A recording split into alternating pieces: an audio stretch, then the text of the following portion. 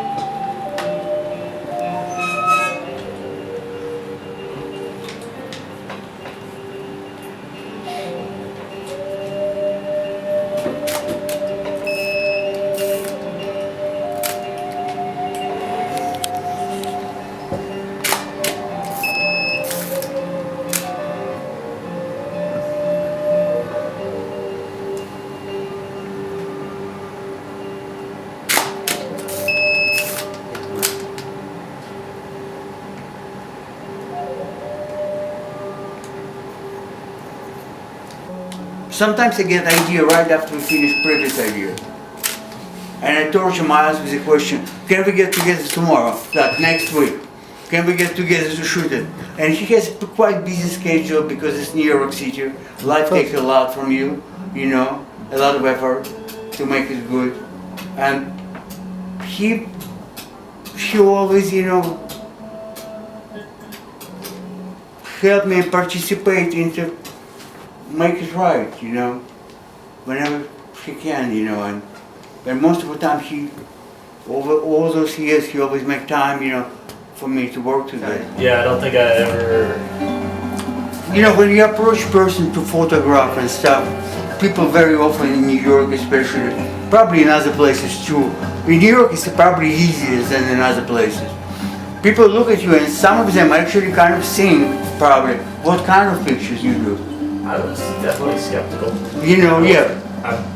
I was working an event and you came up and approached me at an event.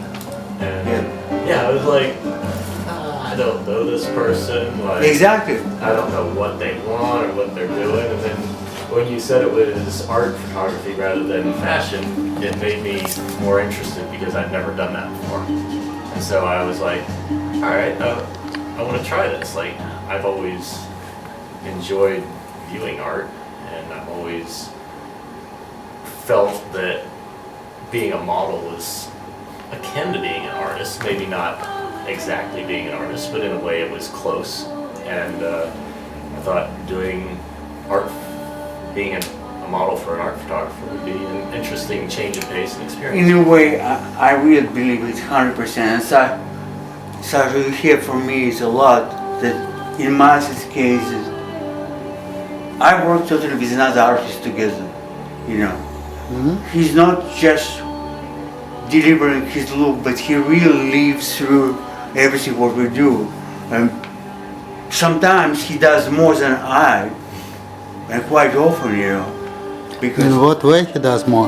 He does more because you can get idea about flying to the moon, but it's quite difficult to achieve. But he can. He certainly can. He really live it, you know. If I photograph sailor in a concept, he become a sailor. Not stereotype sailor, but a man who worked hard on the sea, you know. Not stereotype sailor in a sense of amusement park. No, it will be sailor who is coming home back to his family with tight hands, you know, with, yeah.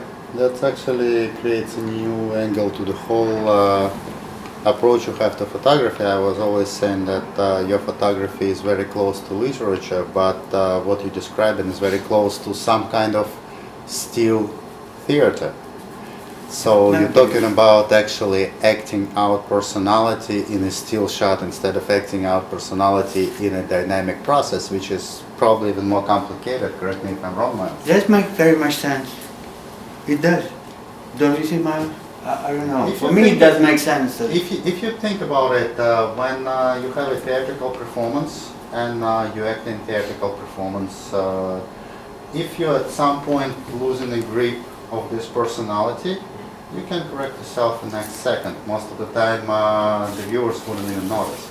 But when you need to create the personality in one still image, you can't lose the grip of this personality for a second throughout the whole shoot. It's, yeah, once, like he was saying, for the Polaroid, I try and be a part of that kind of character for a second. And then once we start shooting the film, I know there's 12 shots to be this character in. We normally shoot 1 to 3 rolls, and so there will be 12 shots where I go into character. And then usually I'll come out of it in between. And then, yeah, sometimes you're transitioning between shots and you kind of, I go from one version of a character to a different version. And always trying to make each shot different. So how different? It's just different angles of the same personality you have in mind, or you're actually exploring different personalities for each of the frame? for me, it'll be anywhere from 4 shots to a roll that will be kind of one personality. And then usually if we go to a different role, I try and be a different personality. And of course, the angle, I try and change the angle in between every shot. Like, as a model, it's my job to know that one angle straight on was taken last time. I need to move 10 degrees off or 10 degrees down or change eyes or do some, like, there's no sense in taking 2 of the exact same shot. So, but then it also is kind of the character that I'm trying to be. If it's a character that I'm happy with and I think is producing the result that I want, I'll stick with it for a whole role. But if I start out in one and I'm not feeling strong in it, I'm not feeling that it's conveying the image, I'll try and switch it up a couple shots in and go to something that, to me, portrays that image better. And I mean, if you're lined up as a target in a way, which is kind of what that was, you're gonna have fear in your eyes. So, And very often Miles check Polaroids, not me, because he's the first one who needs to know if it's good or bad. Well, that's part of creative process instead of commercial process.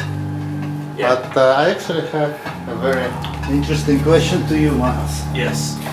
I know we mentioned it before in a way, but generally you are working on ideas of a photographer or an artist, but do you yourself sometimes see what you photograph in differently? Do you read it in a different way, interpret it at least for yourself in a different way? Absolutely. I haven't come up with a concept on a shoot. It's always been Arturo's concept. But there will be times where I'll take something and, like I said, I have to personify what that concept is. And I might personify it through a personal experience or something different. Like the first shoot, for example, I had good friends who've been in the military, and I came close to being a part of the military at different points. And yeah, I had to, when I do that, I think of being those people and putting myself in a position where I am experiencing what they experience.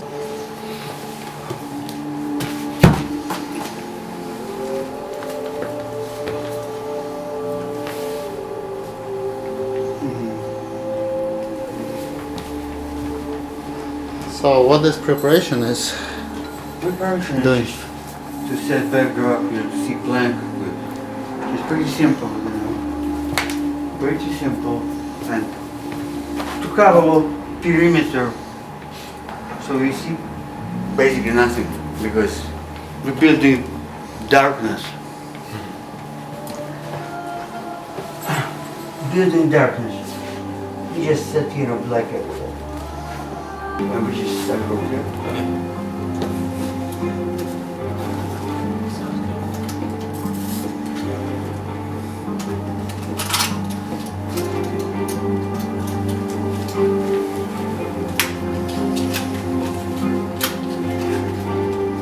like to feel some interest to manual work, manual camera work.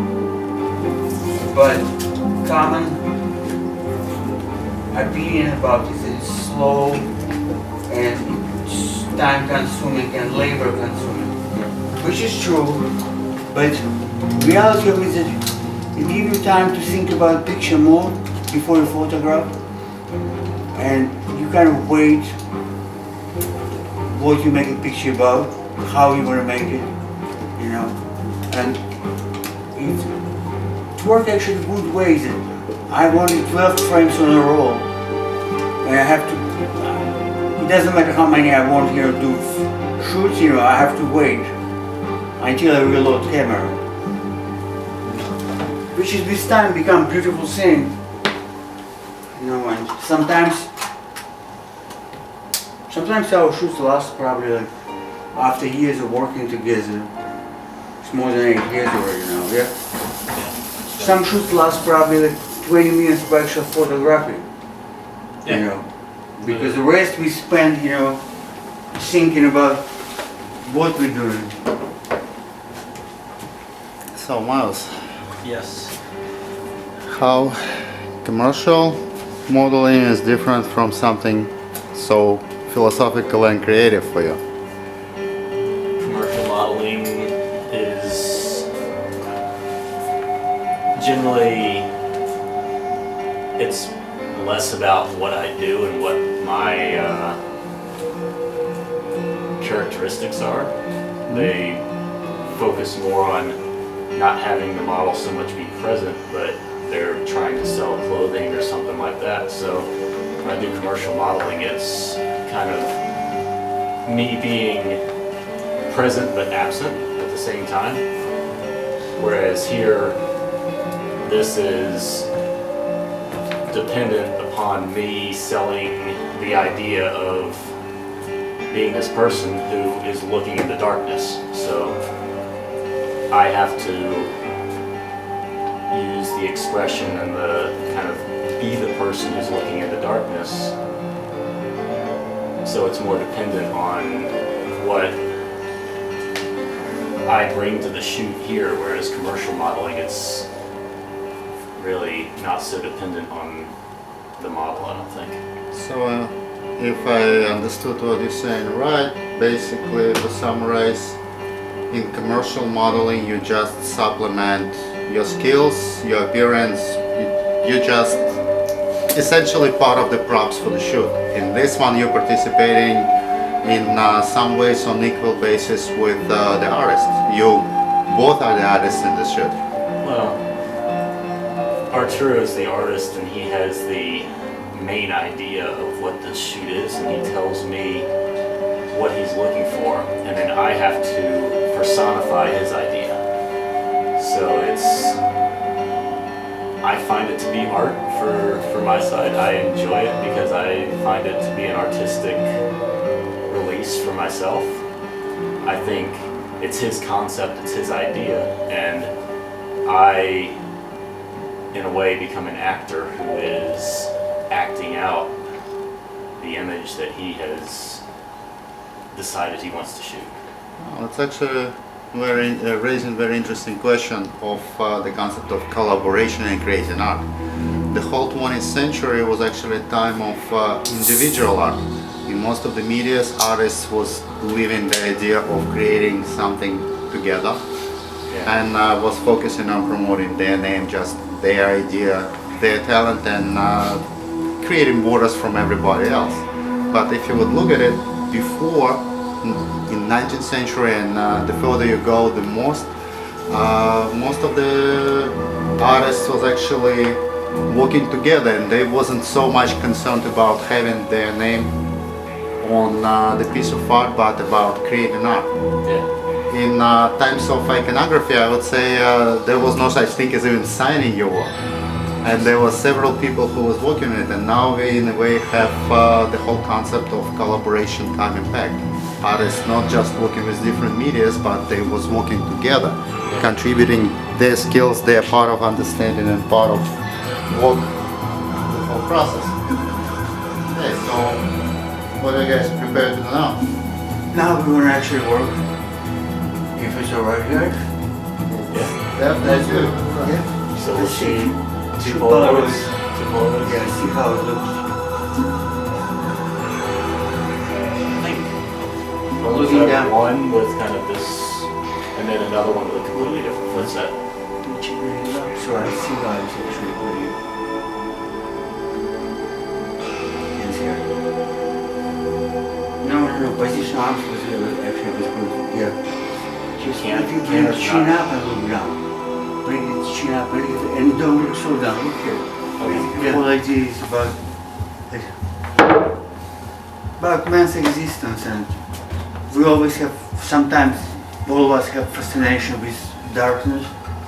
With this, some of us definitely do. I can speak for some of us. And We all did. well, and so basically man is just taking a glimpse in darkness and trying to see what's there for him. You know.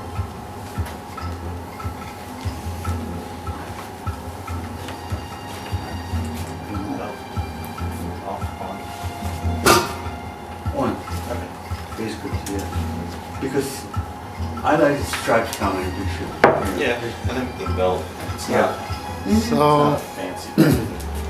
so the idea of this particular shot is what?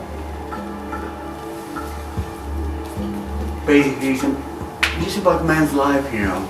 About especially young years and early adulthood, a lot of men go into research of life, men and women. I can't speak for women, but a lot of men do. And you just, if somebody objects, at least I can say that we make a biographical picture, you know. Because certainly I can speak for myself, and it's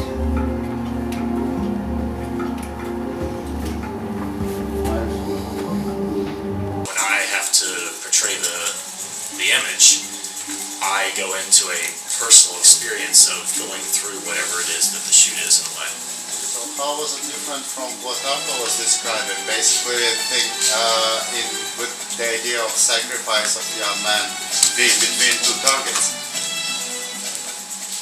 It's quite possibly the same, but to me it's the sacrifice of myself or the fight to not be sacrificed, the fight to live even though you're a target, but just because you're between two targets doesn't mean you're willing to get shot right now.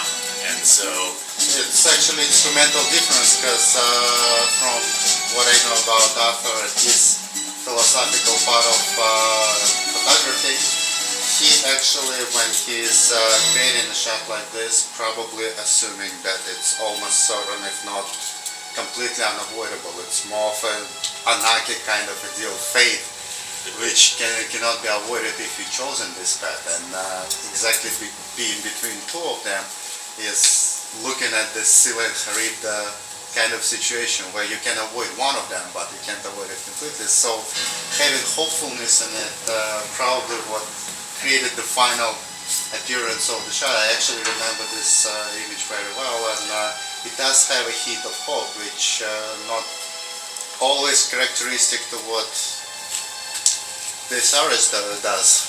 Sometimes his works are not so much about hope, but more about vivid reality of absence of it. yeah. Am I correct, Arthur?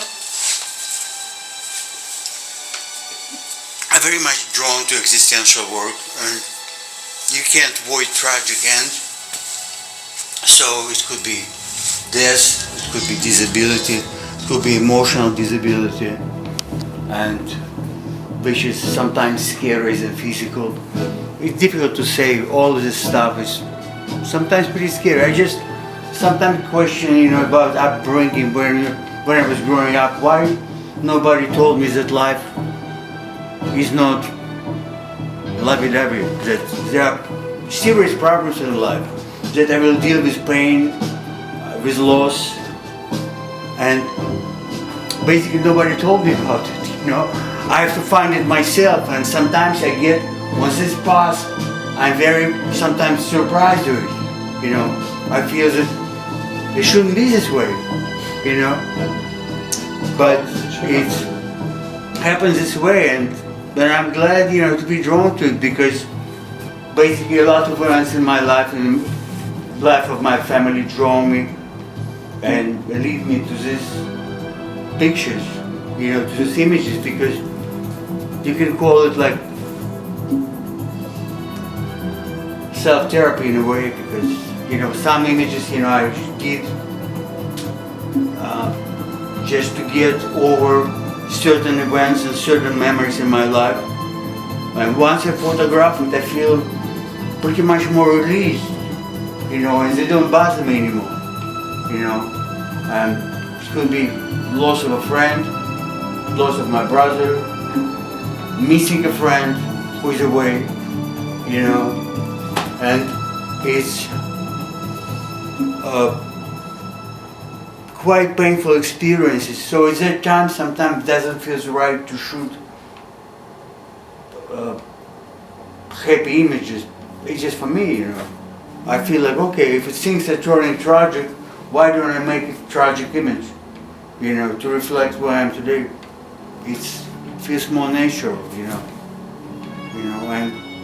But I know people who are opposites, you know, completely, but unfortunately I'm not. I probably would have way more, you know, good days and smiles if I was able to convert it in a different way. But we go back to, you know, you're there already, you know, it's like you're about to take a step. Yeah, it's touching the darkness more. Yeah. And it's alright if you hold chin a little bit more, you know, because, yeah. Yeah.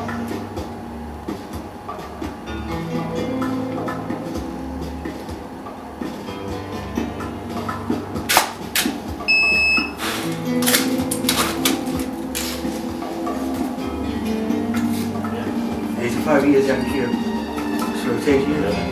Wow. Yeah, and I met you in the first years there, Okay. so it's like 8 years. Time flies. Been a while. Been a while. Minus a year of my traveling. Stuff What like if you that. stay now, where you stay face and just look down without bringing your face down? It ain't too high, man. It's actually great too, because it's not so literal, Yeah. but I did like positioning better before. But I'll change we the check now, yeah. foot position. I'll change up, I think, 'cause We just check. it would be a combination of comfort and kind of being set rather than jumping, like you said. Carbohydrates. You guys remember what was the very first shoot with which you started? Do you remember what was the first shoot you was doing with Of Miles? course. Of course. Do you? Yeah, Yeah. yeah, I remember it.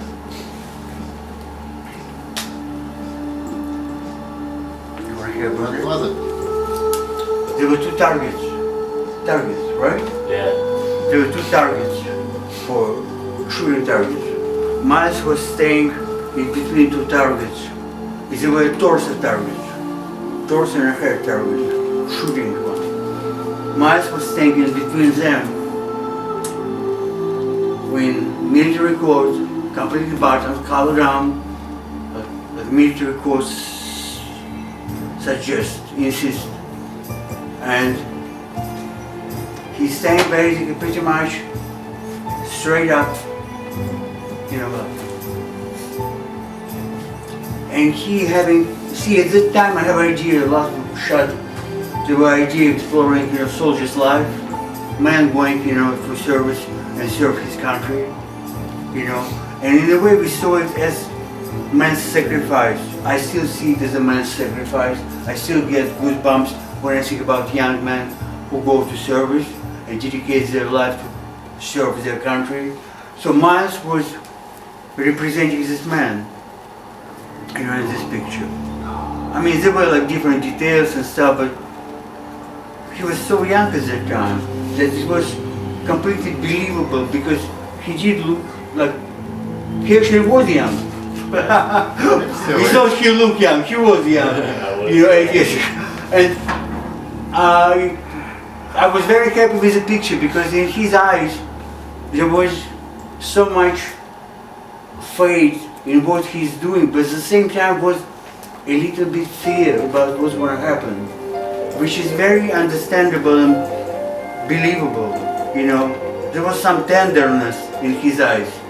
You know, and sometime later, with the pictures about war and soldiers, there was more strength, you know, start breaks through his eyes and gestures, and I mean, whole thing, you know, was fascinating. It's still fascinating for me how it transformed now with those years. I think for that, I mean, if you're not Okay, so as I understand, this is the first roll, right? Yeah, I mean, it's been the last one because he did it. Would you like color work on it?